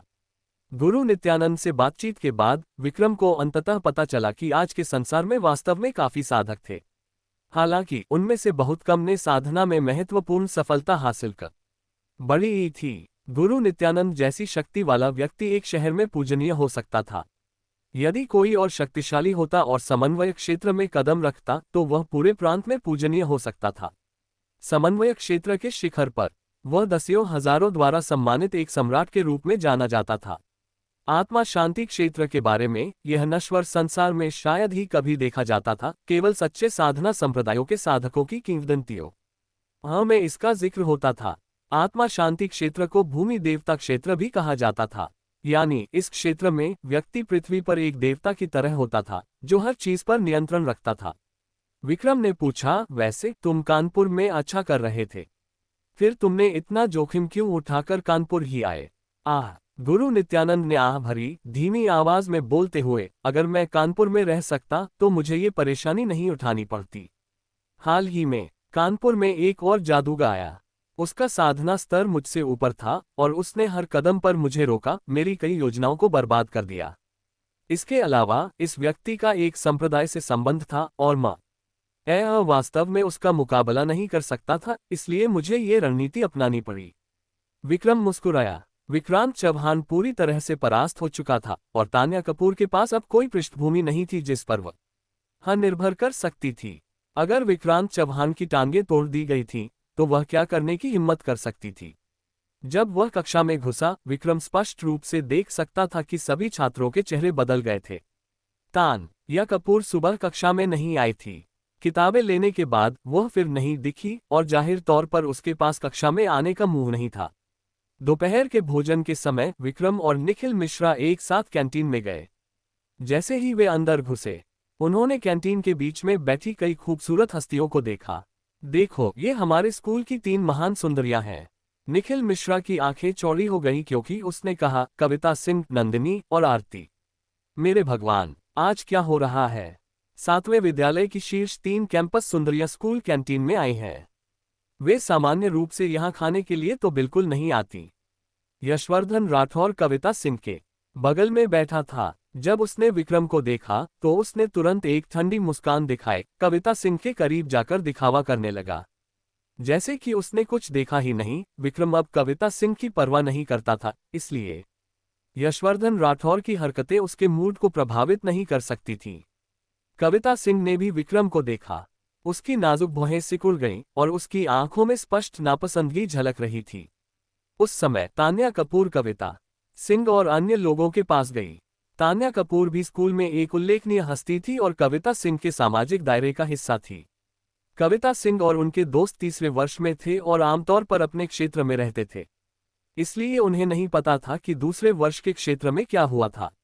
अरे कविता दी, तुम्हें अभी तक नहीं पता, हमारी तान्या को धमकाया गया है, उनके बगल में बैठी एक लड़की दिव्या ने तुरंत कहा। तान्या कपूर ने बस सिर झुका लिया और रोने लगी। उसने कुछ कहने की हिम्मत नहीं की। उसे पिछली रात उसकी मां ने कठोर डांट लगाई थी और आज सुबह ही वह विक्रम के लिए किताबें लेने आई थी। उसने पहले कभी अपनी मां को इतना छोटे और ससा नहीं देखा था। तो तुम्हें नहीं पता है ना? दिव्या ने तुरंत कहा। जिसने तान्या को धमकाया वह नया तबादला छात्र है। क्या एक तबादला छात्र ने तान्या को धमकाने की हिम्मत की? क्या वह इस स्कूल में रहना नहीं चाहता? उसका नाम क्या है? हमें बता तान्या, आज हम उसे तुम्हारे लिए सबक सिखाएंगे। आसपास की भीड़ जोर जोर से शोर मचा रही थी, खासकर लड़के जो लड़कियों के सामने दिखावा करना चाहते थे। दिव्या ने भीड़ को स्कैन किया और दूर खड़े विक्रम की ओर इशारा करते हुए कहा, देखो वह लड़का वहां वही है जिसने तान्या को धमकाया। कमाल है, मैंने सोचा था कोई बड़ा शख्स होगा, लेकिन ये तो बस एक हल्का फुल्का लड़का निकला। एक लंबा युवक ऋषभ ने तुरंत कहा। फटे हुए कपड़ों में ये कैसा गरीब लड़का है, तान्या को धमकाने की हिम्मत, जीने से तंग आ गया होगा। चल तान्या, मैं तुम्हारे लिए उसे सबक सिखाता हूँ। अरे ऋषभ, कर, या तुम्हें वाकई इसकी परवाह करने की जरूरत है? तुम हमारे ताइक्वांडो डोजो में दूसरे सबसे अच्छे लड़ाके हो, बॉस के बाद। इस तरह के छोटे मोटे लड़के से निपटने के लिए ये तो मच्छर को मारने के लिए तोप चलाने जैसा है। एक छोटे कद के युवक विवान ने जल्दी से हस्तक्षेप किया। ऋषभ, इसे मेरे लिए छोड़ दो। ऋषभ ने संतुष्टि से सिर हिलाया, गर्व से हाथ हिलाया। ठीक है, मुझे डर है कि मैं एक ही वार में इस लड़के को मार डालूंगा। कविता सिंह ने भौहें सिकोड़ी, मुंह खोला, लेकिन अंत में कुछ नहीं कहा। उनके विचार में विक्रम को ये सजा मिलनी ही थी। उसने तान्या कपूर को धमकाने की हिम्मत कैसे की? विक्रम ने भौहें सिकोड़ी और छोटे कद के युवक की ओर देखा। ठंडे स्वर में बोला, घुटने टेक कर दया मांगो और मैं शायद तुम्हें बख्श दूं। कम भक्त, तुझे पता है तू किससे बात कर रहा है? विवान गुस्से में भड़क उठा, गुस्से से जवाब देते हुए, मैं तुझे बता दूं, मेरा नाम विवान है। स्कूल के ताइक्वांडो क्लब से, ताइक्वांडो में ब्लैक बेल्ट। मैं एक किक से ईंट तोड़ सकता हूँ। तू क्या चीज है मुझसे ऐसा बोलने वाला? अपने दादाजी से दया मांग। विवान ने गाली दी और विक्रम के सिर की ओर एक लात मारी। विवान की लात स्टाइलिश थी और कोण एकदम सटीक था, जिससे दूर खड़े ऋषभ बार बार सिर हिलाने लगे। बाकी लोग सभी के चेहरों पर तिरस्कार भरी मुस्कान थी। विवान उनके बीच में कुशल माना जाता था। वह लात निश्चित रूप से विक्रम को घुटनों पर ला देगी। हालांकि जैसे ही विवान का पैर विक्रम के सिर तक पहुंचने वाला था, विक्रम ने अपनी चाल चली। आसानी से हाथ बढ़ाकर उसने विवान के टखने को बिना किसी प्रयास के पकड़ लिया। इससे पहले कि विवान प्रतिक्रिया दे पाता, विक्रम ने विवान की टांग पर एक मुक्का मारा, जिससे वह तुरंत टूट गई। मैंने तुम्हें मौका दिया था, लेकिन तुमने उसका सम्मान नहीं किया। विक्रम ने विवान के चेहरे पर एक लात मारी और वह खून उगलते हुए चुप हो गया। अब कोई आवाज नहीं निकाल पा रहा था। दूर खड़े लोग हतप्रभ रह गए, उन्हें उम्मीद नहीं थी कि विवान की शानदार लात का ऐसा अंत होगा। कुछ पल की चुप्पी के बाद समूह उछल पड़ा। नेता ऋषभ दौड़कर आया, दूर से विक्रम को गाली देते हुए, लड़के, तूने हमारे ताइक्वांडो क्लब के सदस्य को मारने की हिम्मत की। विक्रम ने उनकी ओर देखा, अपने हाथ पीछे बांधकर खड़ा रहा और ठंडे स्वर में बोला, क्या तुम्हें यकीन नहीं है? ऋषभ ने अपनी मुट्ठियां भींची, विक्रम को घूरते हुए, लड़के, जो भी हमारे ताइक्वांडो क्लब का विरोध करता है, उसका कभी अच्छा अंत नहीं हुआ। पहले भी एक ऐसा ही सिलसिला था और अंत में उसकी टांगें तोड़ दी गईं और उसे स्कूल से निकाल दिया गया। लेकिन तू उतना भाग्यशाली नहीं होगा, क्योंकि आज हम सिर्फ तेरी टांगें तोड़ने से ज्यादा कुछ करेंगे। ठीक है, विक्रम ने सिर हिलाया, तो आज मैं सुनिश्चित करूंगा कि तुम्हारा ताइक्वांडो क्लब पूरी तरह से बंद हो जाए। ऋषभ तुरंत हक्का बक्का रह गया और बाकी सभी भी, उन्होंने ऐसी बात पहले कभी नहीं सुनी थी। स्कूल का ताइक्वांडो क्लब कई बाहरी मार्शल आर्ट्स जिम से जुड़ा हुआ था। यह एक ऐसी इकाई थी जिसके साथ स्कूल भी दखल नहीं दे सकता था। ये ताइक्वांडो क्लब के सदस्य स्कूल में इखलाते थे, यहाँ तक कि रुन कपूर और उनके दोस्तों को भी उनके सामने ठीक व्यवहार करना पड़ता था। किसी ने भी उनसे इस तरह बात करने की हिम्मत नहीं की थी। और अब विक्रम कह रहा था कि वह ताइक्वांडो क्लब को बंद कर देगा। क्या ये लड़का पागल हो गया था या मूर्ख? अच्छा अच्छा अच्छा, ऋषभ ने विक्रम की ओर इशारा किया और चिल्लाया, तूने मुझे सफलतापूर्वक गुस्सा दिला दिया है। लगता है आज मुझे व्यक्तिगत रूप से उतरना पड़ेगा। उसे इतना घमंड करने की सजा मिलनी ही चाहिए। वह ताइक्वांडो क्लब को भी उकसाने की हिम्मत करता है, पूरी तरह से बेखबर। कविता सिंह की भौहें कसकर सिकुड़ी थीं, वो कुछ कहना चाहती थी, लेकिन अंत में नहीं कहा। अपने दिल में उसने ठंडे स्वर में कहा, विक्रम, आज तुझे सबक मिलेगा और तू देखेगा कि हमारे और तेरे बीच कितना बड़ा अंतर है। ऋषभ ने हाथ हिलाकर सभी को तितर बितर होने का इशारा किया, जिससे रिंग में केवल वह और विक्रम सिंह रह गए। उसने ताइक्वांडो की लड़ाई की मुद्रा अपनाई, कुछ नकली किक्स दिखाए और कई शानदार चालें चली, जिससे आसपास की कई महिलाओं की चीखें निकल पड़ी। तू मौत को बुला रहा है। एक दहाड़ के साथ ऋषभ अचानक विक्रम की ओर झपटा, सीधे विक्रम की छाती पर एक उड़ती हुई लात चलाई। विक्रम बिना पीछे हटे अपनी एक लात से जवाब दिया, जो ऋषभ की टांग से टकराए।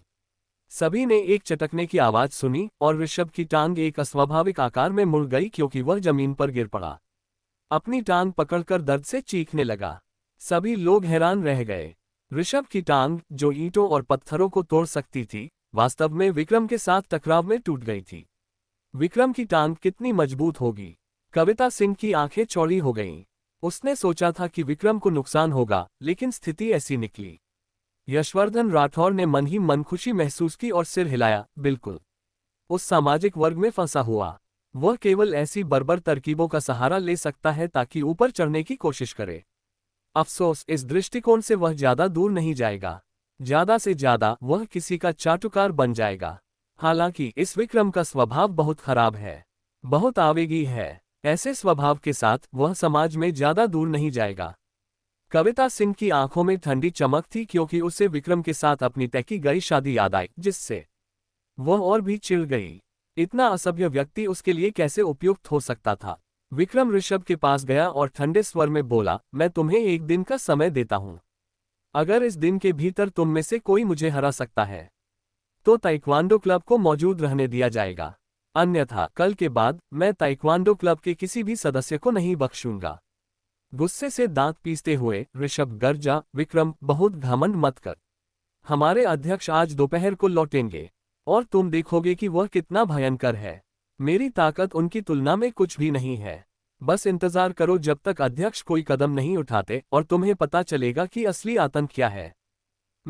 तान्या कपूर ने मुंह खोला, लेकिन इतना कांप रही थी कि बोल नहीं सकी। वह वास्तव में विक्रम से डर गई थी। आखिर तुम चाहते क्या हो, विक्रम? उस समय कविता सिंह आगे बढ़ी, गुस्से में बोली, तुम किस तरह के इंसान हो? ये तो ठीक है कि तुम असभ्य और हिंसक हो, लेकिन अब तुम लड़कियों को भी धमका रहे हो। ओह, स्कूल में किसी को मारकर तुम्हें लगता है कि तुम बहुत प्रभावशाली हो। मुझे पता है कि तुम 3 साल तक सैनिक रहे हो। तुम ताकतवर हो और लोगों को मार सकते हो, लेकिन इसका मतलब यह नहीं कि तुम स्कूल में जब चाहो दूसरों को धमका सकते हो। असभ्य और हिंसक। विक्रम ने भौहें सिकुड़ी और कविता सिंह की ओर देखा, गुस्से में बोला, कविता सिंह, क्या तुम अंधी हो? मैं वहां बस खाना खा रहा था, परेशानी ढूंढने वाला कौन था? यशवर्धन राठौर, विक्रम ने ठंडे स्वर में कहा, 3 साल पहले हमारे बीच का मसला आखिरकार खत्म होगा। मैं तुम्हें बता दूं, मेरे भाई और उसके परिवार को जो दर्द हुआ, उसका 100 गुना बदला लूंगा। यशवर्धन राठौर का चेहरा ठंडा पड़ गया और उसने कठोर स्वर में कहा, तुम्हारा क्या मतलब है, विक्रम? मेरा क्या मतलब है, तुम अच्छी तरह जानते हो। विक्रम ने जवाब दिया, तू मेरे ऊपर कीचड़ उछालने की हिम्मत करता है। यशवर्धन राठौर ने गुस्से में चिल्लाया, क्या तुझे सचमुच लगता है कि मैं इतना आसानी से धमकाया जा सकता हूं? क्यों, क्या तुम लड़ना चाहते हो? विक्रम ने तिरस्कार भरी हंसी के साथ पूछा। यशवर्धन राठौर चुप हो गया, उसके पास निश्चित रूप से लड़ने की ताकत नहीं थी। मैं तुम्हारी तरह नहीं हूं, मैं इतना असभ्य नहीं हूं, यशवर्धन राठौर ने जवाब में काटा। अगर तुम में हिम्मत नहीं है तो बकवास बंद करो। विक्रम ने यशवर्धन राठौर की ओर इशारा किया, एक और शब्द बोला और मैं तुम्हारे सारे दांत तोड़ दूंगा। अगर विश्वास नहीं है तो आजमा लो। तान्या कपूर, मैं तुम्हें यहां पढ़ने की इजाजत देता हूं, लेकिन अब से जब भी तुम मुझे या मेरे दोस्तों को देखो, तुम्हें दूर रहना होगा। विक्रम ने तान्या कपूर की ओर देखा और ठंडे स्वर में बोला, क्या तुम ये स्वीकार करती हो? बहुत अच्छा। विक्रम ने संतुष्टि से सिर हिलाया, एड़ी घुमाई और बिना आसपास के लोगों पर ध्यान दिए चला गया। स्कूल के बाहर एक छोटे से रेस्तरां में विक्रम ने लापरवाही से कुछ खाना ऑर्डर किया और बैठ गया। विनायक जोशी का मामला निपट चुका था। विनायक जोशी और समीर जोशी, जिन्होंने उस लड़की की मृत्यु को अप्रत्यक्ष रूप से कारण बनाया था, को क्रमशः 15 और 20 साल की जेल की सजा सुनाई गई थी। वे पूरी तरह से खत्म हो चुके थे। नंदिनी बहुत खूबसूरत थी, लगभग 1 मीटर 70 की ऊंचाई, सफेद पोशाक पहने हुए, एक अलौकिक आभा बिखेर रही थी। वह कविता सिंह से ज्यादा आकर्षक दिखती थी और उसका स्वभाव भी बेहतर था। हालांकि वह बड़ी स्टार प्रिया शर्मा या ऐश्वर्या ठाकुर, जिनसे विक्रम पहले मिल चुका था, जितनी आश्चर्यजनक नहीं थी, नंदिनी उनसे ज्यादा पीछे नहीं थी और किसी स्टार से कम नहीं लगती थी। नंदिनी ने विक्रम को हल्की सी मुस्कान दी और पूछा, क्या मैं यहाँ बैठ सकती हूँ? जैसा तुम्हें ठीक लगे। विक्रम ने शांति से जवाब दिया, भले ही वह अत्यंत खूबसूरत महिला थी, उसे ज्यादा कुछ महसूस नहीं हुआ। धन्यवाद। नंदिनी विक्रम के सामने बैठ गई और हल्की हंसी के साथ बोली, हेलो, मेरा नाम नंदिनी है। मैंने सुना है तुम कल ही यहाँ ट्रांसफर हुए हो। नंदिनी ने हल्की हंसी के साथ कहा, स्कूल में आते ही तुमने इतना बड़ा हंगामा कर दिया। तुम्हारा स्वभाव वाकई तीखा है। बिल्कुल नहीं, नंदिनी ने हल्की मुस्कान के साथ कहा, मुझे विश्वास है कि किसी के भी कार्यों के पीछे हमेशा कोई कारण होता है। मैंने तान्या कपूर की घटना के बारे में पूछा है। हालांकि तुमने थोड़ा ज्यादा कर दिया, मुझे कहना होगा कि मैं वास्तव में तुम्हें इसके लिए दोषी नहीं ठहरा सकती। विक्रम ने नंदिनी को और करीब से देखा। ये लड़की कविता सिंह जैसे लोगों से पूरी तरह अलग थी। वह वास्तव में विक्रम के दृष्टिकोण से चीजों को देख पाई थी, जो आसान नहीं था। नंदिनी ने पानी का एक घूंट लिया और धीरे से बोली, चूंकि तुमने मुझे पानी पिलाया, मैं तुम्हें नुकसान में नहीं रहने दे सकती। ऐसे करो, मैं तुम्हें बदले में कुछ बताती हूँ। ओह, विक्रम ने हल्के से मुस्कुराया, यह महसूस करते हुए कि नंदिनी का चरित्र कुछ हद तक उसके जैसा था। उसे दूसरों का उधार रखना पसंद नहीं था और न ही वह चाहती थी कि दूसरे उसका उधार रखें। ताइक्वांडो क्लब के अध्यक्ष का नाम अर्नव वर्मा है। उसने 3 बार राष्ट्रीय ताइक्वांडो प्रतियोगिता में भाग लिया है और उसका सबसे अच्छा प्रदर्शन राष्ट्रीय स्तर पर 3रा स्थान था, नंदिनी ने धीरे से कहा। ताइक्वांडो क्लब इतने समय से स्कूल में दबंगई करता आ रहा है, जिसे कोई रोक नहीं पाया, क्योंकि अर्नव वर्मा की वजह से। न केवल उसकी अपनी ताकत जबरदस्त है, बल्कि उसके पिता भी शक्तिशाली हैं, जो कानपुर के शीर्ष 3 मास्टर्स में से एक हैं, विशाल वर्मा। जैसे ही नंदिनी जाने के लिए मुड़ी, विक्रम ने हल्के से भौहें सिकुड़ी। नंदिनी इतनी दयालु नहीं लगती थी कि बिना किसी कारण के उससे ये जानकारी देने आए। आखिर वह क्या चाहती थी? जब नंदिनी छोटे रेस्तरां से बाहर निकली, एक महिला उसके पीछे पीछे चली। महिला की उम्र नंदिनी के बराबर लग रही थी। वह पंजों के बल चल रही थी। यह संकेत था कि इस महिला के पैरों की ताकत साधारण नहीं थी। मिस, इतने तुच्छ चरित्र से बात करने की क्या जरूरत थी? महिला ने धीरे से कहा, आज दोपहर तक जब युवा मास्टर अर्नव लौटेंगे, वह निश्चित रूप से मर जाएगा। नंदिनी ने हल्के से मुस्कुराया और जवाब दिया, मैं ऐसा नहीं देखती, मुझे लगता है कि यह व्यक्ति मुझे एक बड़ा आश्चर्य देगा। उसकी शक्ल के साथ। अगर वह युवा मास्टर अर्नव को हरा देता है, तो मैं अपना सिर काटकर उसे गेंद की तरह लात मारूंगी। महिला ने असंतुष्ट होकर कहा। नंदिनी ने मुस्कुराया और जवाब दिया, मेरे दादाजी ने एक बार कहा था कि दूसरों के प्रति दयालु होना अपने प्रति दयालु होना है और अच्छे संबंध बनाना कोई बुरी बात नहीं है।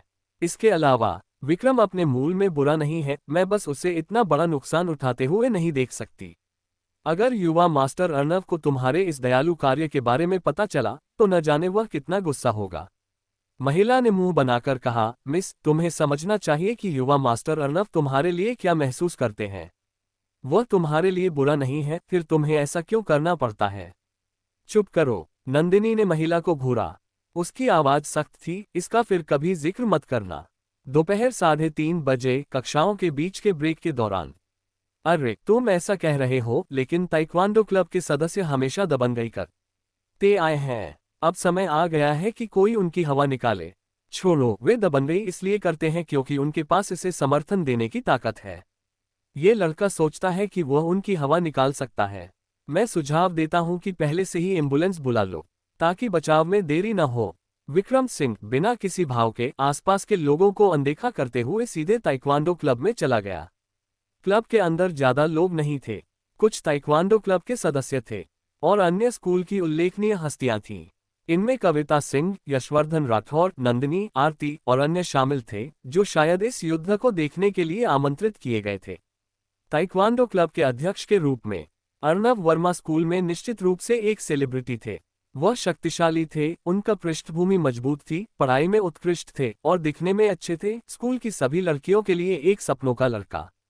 बाहर दर्शकों में कई लड़कियां अर्णव वर्मा के बैनर लिए हुए थीं, जैसे कि कोई सेलिब्रिटी का पीछा करने वाले प्रशंसक। अर्णव वर्मा नंदिनी से बात कर रहे थे, लेकिन वह ज्यादा ध्यान नहीं दे रही थी। जब उसने विक्रम को अंदर आते देखा, उसकी आंखों में एक तेज चमक उभरी। दरअसल जब नंदिनी ने विक्रम को अर्णव वर्मा के बारे में बताया था, उसने उम्मीद की थी कि विक्रम समझ जाएगा और पीछे हट जाएगा। लेकिन विक्रम फिर भी आ गया, जिसने उसे हैरान कर दिया और इससे वह विक्रम की और भी प्रशंसा करने लगी। नंदिनी की नज़र में आए बदलाव को देखते हुए अर्णव वर्मा का चेहरा तुरंत गहरा पड़ गया। उसने तेजी से सिर घुमाकर विक्रम की ओर देखा, भौहें सिकुड़ते हुए खड़ा हुआ और गहरी आवाज में बोला, तो तुम ही विक्रम सिंह हो। अगर तुम शब्दों से जीतना चाहते हो तो बोलते रहो, विक्रम ने ठंडे स्वर में जवाब दिया। वरना यहां आओ और जो निपटाना है उसे निपटाओ, क्योंकि मुझे थोड़ी देर में कक्षा में वापस जाना है। अर्णव वर्मा का चेहरा तुरंत बदल गया, कक्षाएं शुरू होने में अब ज्यादा समय नहीं बचा था। क्या विक्रम का मतलब था कि वह मिनटों में उसे हरा देगा? लड़के, तुम बहुत घमंडी हो। अर्णव वर्मा मंच पर चढ़ा और ठंडे स्वर में बोला, लेकिन घमंड को क्षमता का समर्थन चाहिए। इसके बिना तुम्हें अपने अहंकार की कीमत चुकानी पड़ेगी। आज मैं तुम्हें इस मंच पर तब तक मारूंगा जब तक तुम घुटनों पर गिरकर दया की भीख नहीं मांगते। चारों ओर हंगामा मच गया और शोर के बीच अचानक एक जोरदार दहाड़ आई। विक्रम, तुम कर सकते हो। विक्रम ने भौहें सिकोड़ी और कविता सिंह की ओर देखा, बोला, मैंने तुमसे कहा था, तुम्हें मेरे मामलों में दखल देने का कोई अधिकार नहीं है। विक्रम, तुम्हें लगता है कि मैं तुमसे निपटना चाहती हूँ। मैं बस नहीं चाहती कि मेरे पिताजी को इस बारे में पता चले, कविता सिंह ने गुस्से में कहा। विक्रम ने ठंडे स्वर में बोला, मैं भी नहीं चाहता कि अंकल लक्ष्मण को इस मामले की चिंता हो, इसलिए अपना मुंह बंद रखो। हमारे बीच के मुद्दों के लिए हम भविष्य में उन्हें निपटाएंगे। अब हमारे बीच कोई रिश्ता नहीं होगा। कविता सिंह गुस्से से भड़क उठी, ठीक है, मैं तुम्हारा इंतजार करूंगी। विक्रम, तुम्हें अपने शब्दों पर कायम रहना चाहिए। हमारे बीच अब कोई रिश्ता नहीं होना चाहिए। कविता, तुम उससे क्यों परेशान हो? आरती ने तिरस्कार भरे स्वर में कहा, देखो, तुम्हारी दयालुता को गधे के फेफड़े और जिगर की तरह माना जा रहा है। कविता सिंह गुस्से में थी। दरअसल वो विक्रम से न छोटी ही पटना नहीं चाहती थी, लेकिन अगर विक्रम वाकई अपंग हो गया या कुछ और हुआ तो उसके पिताजी निश्चित रूप से इसे छोड़ेंगे नहीं। उसे चिंता थी कि लक्ष्मण अय्यर इस वजह से वर्मा परिवार के साथ परेशानी खड़ी करेंगे, जिसका उसे कोई फायदा नहीं होगा। अर्णव वर्मा ने तिरस्कार भरी हंसी हंसी, क्या इसे सुझाने का कोई और तरीका नहीं है? इसे सुझाने का एक तरीका है, विक्रम ने ठंडे स्वर में जवाब दिया। तुम घुटने टेको, माफी मांगो और अपनी गलती स्वीकार करो, और मैं शायद तुम्हें छोड़ दूं। एक दहाड़ के साथ अर्णव वर्मा आगे बढ़ा, कुछ ही कदमों में विक्रम के पास पहुंच गया। कितना हैंडसम! आसपास का क्षेत्र लड़कियों की चीखों और उत्साहवर्धन से भर गया। जैसे कि वे अर्नब वर्मा के विक्रम को मार डालने का इंतजार नहीं कर सकती थीं। अर्नब वर्मा की ताकत वाकई में जबरदस्त थी, उसकी चालें हवा में धमाके पैदा करती थीं, इतनी प्रभावशाली कि वे हैरान करने वाली थीं। विक्रम शांत रहा, अपने हाथ पीछे बांधकर खड़ा रहा। अर्नब वर्मा का जोश कितना भी शक्तिशाली क्यों न हो, उसने बस एक मुक्का मारा। अर्नब वर्मा ने अपना हाथ उठाकर रोकने की कोशिश की, उसकी टांगें एक साथ बाहर निकली। उम्मीद थी कि वह विक्रम को गिरा देगा, लेकिन उसने विक्रम के मुक्के की ताकत को बहुत कम आंका। उसका रोकने वाला हाथ ऐसा लगा जैसे उसने किसी स्तंभ से टक्कर ले ली हो, विक्रम को जरा भी हिला नहीं सका। अपनी हैरानी में विक्रम का मुक्का पहले ही उसकी छाती पर जा लगा। एक ही मुक्के से अर्नब वर्मा पीछे उड़ गया, खून उगलते हुए उसकी छाती की कई पसलियां टूट गईं। उस समय एक और लड़की मीरा भी चिल्ला रही थी, लेकिन उसकी आवाज वहां अचानक रुक गई और पूरा ताइक्वांडो क्लब एक मृत सन्नाटे में डूब गया। सभी लोग हैरान रह गए। ताइक्वांडो क्लब का शीर्ष विशेषज्ञ अर्नब वर्मा, जिसके बारे में कहा जाता था कि वह कानपुर के शीर्ष 10 विशेषज्ञों के साथ मुकाबला कर सकता है, केवल एक मुक्के से हार गया। नंदिनी अचानक खड़ी हो गई, उसकी आंखों में एक तेज चमक झिलमिलाई। उसने कल्पना की थी कि विक्रम सिंह अर्नब वर्मा के साथ बराबरी पर लड़ सकता है, जो अपने आप में एक बड़ा आश्चर्य होता, लेकिन उसे यह उम्मीद नहीं थी कि विक्रम का आश्चर्य उसकी कल्पना से कहीं अधिक होगा। यशवर्धन राठौर और कविता सिंह भी स्तब्ध रह गए। वे दोनों जानते थे कि अर्नब वर्मा कितना भयंकर था, और अब ये बात और स्पष्ट हो गई कि विक्रम सिंह कितना भयंकर था। जो व्यक्ति इतनी आसानी से अर्नब वर्मा को हरा दे, वह कोई साधारण व्यक्ति कैसे हो सकता था। विक्रम सिंह बहुत शानदार। अचानक भीड़ से एक चीख निकली, बोलने वाला निखिल मिश्रा था। वह लड़का अत्यधिक उत्साहित था, चिल्लाते हुए और अपने बगल में खड़े लोगों पर चिल्लाते हुए, कमबख्त, अपनी कुत्ते की आंखें खोलो और साफ साफ देखो, अब मूर्ख कौन है। मेरे दोस्त के सामने अर्नब वर्मा कुछ भी नहीं है। मेरे दोस्त के एक मुक्के से वह धराशायी हो गया। ये शानदार है या नहीं? कोई नहीं बोला। अर्नब वर्मा के धराशायी होने के बाद उनमें उसका विश्वास उतनी ही आसानी से टूट गया। विक्रम सिंह अपने हाथ पीछे बांधकर खड़ा रहा, चुपचाप अर्नब वर्मा को देखते हुए। ऐसा लगता है कि तुम्हारा ताइक्वांडो क्लब अब और नहीं रखा जा सकता। अगर वह कानपुर में नहीं है, तो तुम किस बकवास की बात कर रहे हो? विक्रम ने अर्नब वर्मा को लात मारकर दूर किया, फिर ताइक्वांडो क्लब के सदस्यों की ओर देखा और ठंडी आवाज में बोला, कल तक तुम सभी को इस ताइक्वांडो क्लब से इस्तीफा दे देना चाहिए। मैं खुद आकर जांच करूंगा। जो नहीं छोड़ेंगे, मैं व्यक्तिगत रूप से उन्हें अपंग कर दूंगा। भीड़ डर गई, क्योंकि अर्नब वर्मा खून से लथपथ और गुस्से में जमीन पर पड़ा था, एक भी शब्द नहीं बोल पा रहा था। विक्रम सिंह अपने हाथ पीछे बांधकर ताइक्वांडो जिम से बाहर निकल गया। वहां एक मृत सन्नाटा छा गया। सभी लोग विक्रम को जाते हुए देख रहे थे। उनकी आंखों में प्रशंसा, डर और घबराहट थी। यशवर्धन राठौर ने विक्रम की पीठ को जाते हुए देखा, उसकी आंखों में ठंडक की एक सूक्ष्म चमक थी। बिल्कुल, वह राहुल बजाज नहीं है, वह विजय बजाज है, राहुल बजाज का दायां हाथ, जो उनके साथ 20 साल से अधिक समय से है। बजाज कॉर्पोरेशन में विजय बजाज का दर्जा केवल राहुल बजाज से नीचे है। निश्चित रूप से, क्या तुमने यह नहीं सोचा कि हमारा मास्टर कौन है? वह कानपुर के 4 महान परिवारों में सबसे धनी और शक्तिशाली लोगों से ये सम्मान प्राप्त करता है। तुम्हें भारत मार्शल आर्ट्स केंद्र के शिष्यों होने पर गर्व महसूस करना चाहिए, समझे? तभी विक्रम सिंह जिम के प्रवेश द्वार पर पहुंचा। जिस व्यक्ति ने बोल रहा था, उसने विक्रम को देखा और तुरंत उसे घूरा। रुक जाओ, तुम क्या चाहते हो? तूने मेरे मास्टर का नाम लेने की हिम्मत कैसे की? वह व्यक्ति तुरंत गुस्से में आ गया। तुरंत माफी मांगो, वरना। जो लोग ये देख रहे थे, वे तुरंत आगे बढ़े। विक्रम ने भी उनके साथ विनम्रता नहीं बरती, सभी को बिना किसी अपवाद के लात मारकर दूर कर दिया। वह आज भारत मार्शल आर्ट्स केंद्र को पूरी तरह से ध्वस्त करने के इरादे से आया था। जिम के मुख्य हॉल में एक मजबूत मध्यम आयु का व्यक्ति, ललित मेहरा, एक सफेद बालों वाले वृद्ध व्यक्ति, विजय बजाज के सामने चापलूसी भरी मुस्कान के साथ बैठा था। विजय जी, निश्चिंत रहें, मैंने इस मामले को संभाल लिया है। चूंकि अध्यक्ष राहुल जी मुझे इतना सम्मान देते हैं, उनकी चिंता मेरी भी चिंता है। मैं निश्चित रूप से व्यक्तिगत रूप से वहां मौजूद रहकर अध्यक्ष राहुल जी की सहायता करूंगा। तो मैं आपका पहले से ही धन्यवाद करता हूं, ललित जी, विजय बजाज ने हल्की मुस्कान के साथ जवाब दिया। ललित मेहरा ने तुरंत मुस्कुराते हुए कहा, आप बहुत विनम्र हैं विजय जी, ये तो मेरा कर्तव्य है। इस समय विक्रम हॉल में घुसा। उसकी नज़र वहां मौजूद सब बड़ी ही लोगों पर घूमी और अंत में ललित मेहरा पर टिक गई, क्योंकि वह ठंडे स्वर में बोला, क्या तुम ललित मेहरा हो? ललित मेहरा और हॉल में बैठे अन्य लोगों को बाहर क्या हुआ इसका कोई अंदाजा नहीं था। विक्रम के शब्द सुनकर ललित मेहरा ने तुरंत भौहें सिकोड़ ली। विक्रम सिंह, तुम में हिम्मत है। मैंने सोचा था कि तुम यहाँ आने की हिम्मत नहीं करोगे, लेकिन तुम वाकई में भारत मार्शल आर्ट्स केंद्र में दिखाई दे गए। ललित मेहरा ने मेज पर थप्पड़ मारते हुए गुस्से में खड़े होकर कहा, अच्छा चूंकि तुम आ ही गए हो, इससे मुझे तुम्हें ढूंढने की परेशानी बच गई। हम आज अपने मसले निपटाएंगे। जाओ, विकास मेहरा और बाकियों को नीचे बुलाओ। विजय बजाज जाने की तैयारी में था, लेकिन ये देखकर वह फिर से बैठ गया, हल्की मनोरंजक मुस्कान के साथ सब कुछ देखते हुए, जैसे कि वह तमाशा देख रहा हो। विक्रम अपने हाथ पीछे बांधकर ठंडे स्वर में बोला, वाकई हमारे मसले निपटाने की जरूरत है।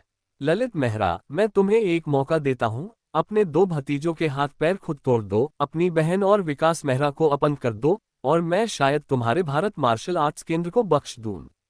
घमंड। ललित मेहरा ने गुस्से में दहाड़ते हुए विक्रम की ओर इशारा किया, श्रीमान विक्रम, आज तुम्हें अपने घमंड की कीमत चुकानी पड़ेगी।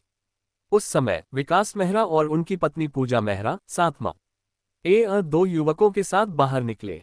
इन युवकों के बगल में एक लड़की थी जिसे विक्रम ने पहचान लिया। वह उनके स्कूल की 3 महान सुंदरियों में से एक थी, आरती। विक्रम सिंह। विक्रम को देखते ही आरती ने तुरंत भौहें सिकोड़ ली। तुम यहाँ क्या कर रहे हो? वह पहले सोच रही थी कि विक्रम का कोई बड़ा बैकग्राउंड है, लेकिन अब आरती की टिप्पणी के बाद वह विक्रम को ज्यादा तवज्जो नहीं दे रहा था। आरती ने स्पष्ट कर दिया था कि वे दोनों बस एक दूसरे को देख चुके थे और परिचित नहीं थे। विजय बजाज को आरती का स्वभाव पता था। अगर विक्रम का वाकई में कोई मजबूत बैकग्राउंड होता तो आरती निश्चित रूप से उसे इस तरह से खारिज नहीं करती। विक्रम ने आरती की ओर देखा भी नहीं। उसकी नज़र उन 2 युवकों पर टिकी थी।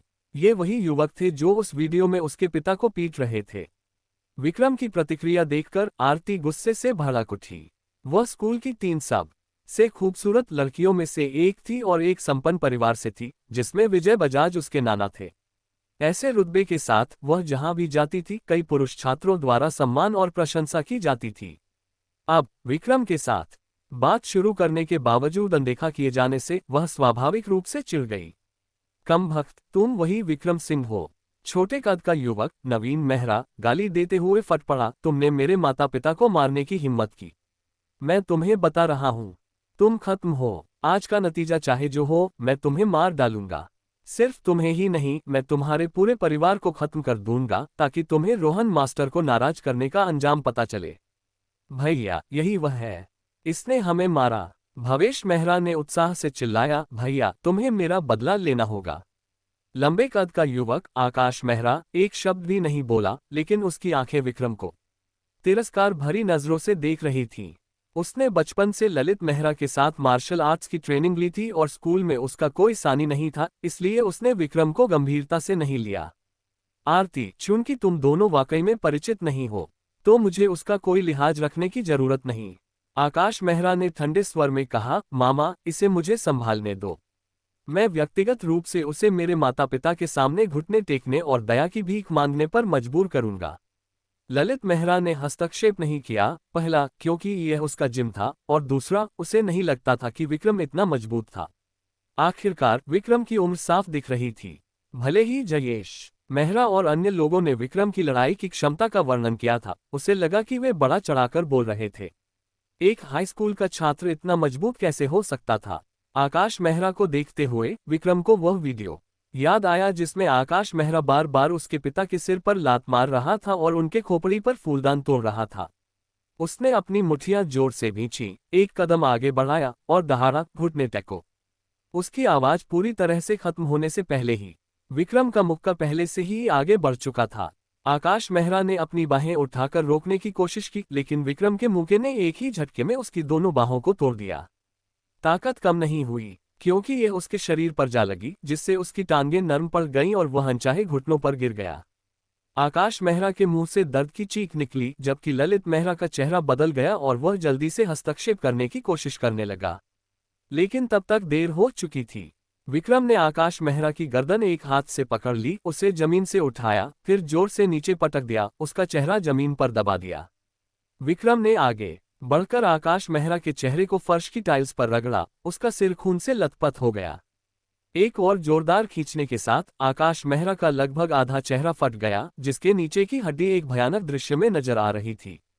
इस चाल ने आकाश मेहरा को चीखने में भी असमर्थ छोड़ दिया। आसपास खड़े लोग भी स्तब्ध रह गए, उन्होंने पहले भी क्रूर हमले देखे थे, लेकिन इतना क्रूर कुछ भी नहीं। ये दृश्य हत्या से भी ज्यादा भयानक था। तू मौत को बुला रहा है, हरामी। ललित मेहरा ने गुस्से में दहाड़ते हुए विक्रम की ओर दौड़कर एक मुक्का फेंका। विक्रम ने टाला नहीं और एक मुक्का वापस मारा। जैसे ही उनकी मुट्ठियां टकराईं, ललित मेहरा दर्द से चीख उठा। उसकी बांह विक्रम के झटके से टूट गई। एक और कदम आगे बढ़ाते हुए विक्रम ललित मेहरा के पास पहुंचा, उसकी गर्दन पकड़ ली और उसे भी उठा लिया।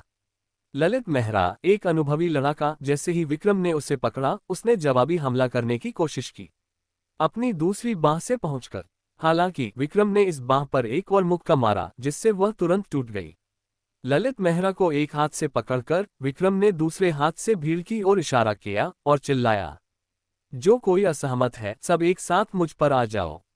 विजय बजाज की आंखें चमक उठी, वह यहां ललित मेहरा को अपनी ओर से लड़ने के लिए आमंत्रित करने आया था। अब विक्रम को ललित मेहरा से ज्यादा मजबूत देखकर वह एक अधिक आशाजनक उम्मीदवार प्रतीत हुआ।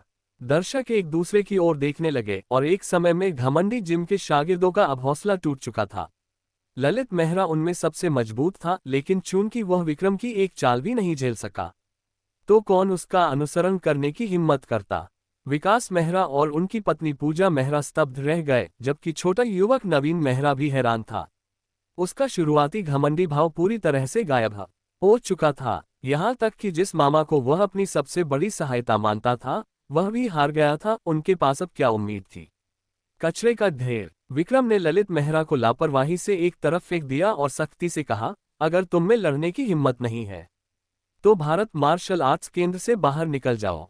आज से कानपुर में अब भारत मार्शल आर्ट्स केंद्र नहीं होगा।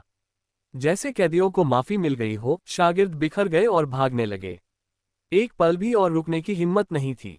ललित मेहरा ने संघर्ष करते हुए बैठने की कोशिश की, दांत पीसते हुए विक्रम को घूरा, सिंह, तुम्हारा हमला बहुत क्रूर था। मेरा भारत मार्शल आर्ट्स केंद्र 17 साल से खुला है और तुम सोचते हो कि तुम एक वाक्य से इसे बंद कर सकते हो। क्या तुम्हें लगता है कि तुम स्वर्ग का राजा हो?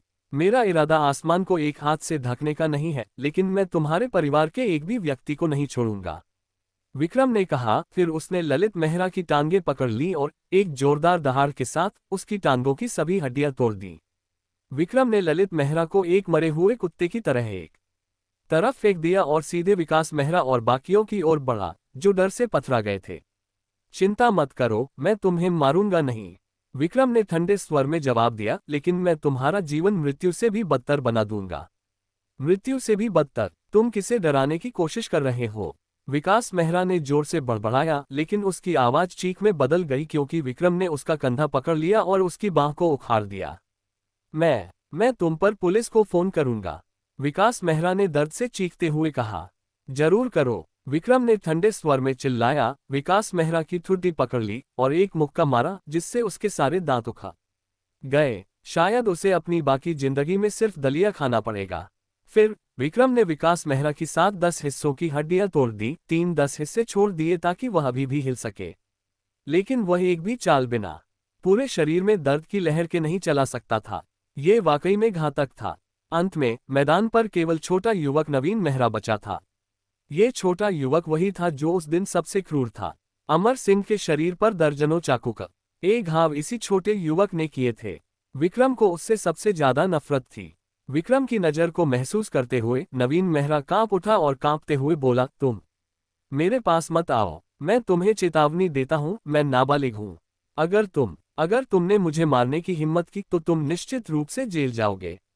तेरी मां का नाबालिग। विक्रम ने नवीन मेहरा की गर्दन पकड़ ली, उसे जमीन पर पटक दिया और दहाड़ा, तो क्या अगर तुम नाबालिग हो, क्या इससे तुम्हें मानव जीवन को रौंदने का अधिकार मिल जाता है? सिर्फ इसलिए कि तुम नाबालिग हो, क्या तुम्हें लगता है कि तुम बेतहाशा चाकू लहरा सकते हो और दूसरों की जिंदगी की परवाह नहीं कर सकते? ये दुनिया तर्क पर चलती है। तुमने मेरे पिता को 13 बार चाकू मारा तो मैं तुम्हें 13 बार चाकू मारूंगा। विक्रम ने लापरवाही से एक खंजर निकाला और उसे नवीन मेहरा की छाती में घोंप दिया। आह! नवीन मेहरा ने भयानक चीख मारी। अपने हाथों और घुटनों पर भागने की कोशिश की, लेकिन विक्रम ने उसे पकड़ लिया और 2 और बार चाकू मारा।